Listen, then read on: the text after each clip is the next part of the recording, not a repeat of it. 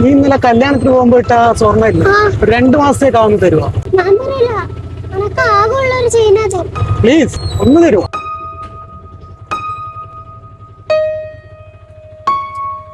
നീ സ്വർണ്ണം കൊടുത്തേക്കല്ലേ? തരാൻ പറ്റുവാ? 2 മാസം ഒന്നും വേണ്ട. നിങ്ങൾ തന്നെ വീട്ടിൽ കൊണ്ടാക്ക്. എന്നാ പരിപാടി നീ ഇറങ്ങിട്ടെ.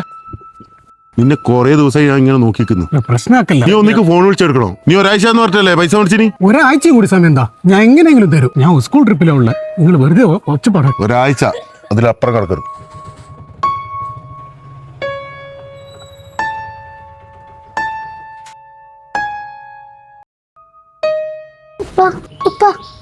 സ്വർണം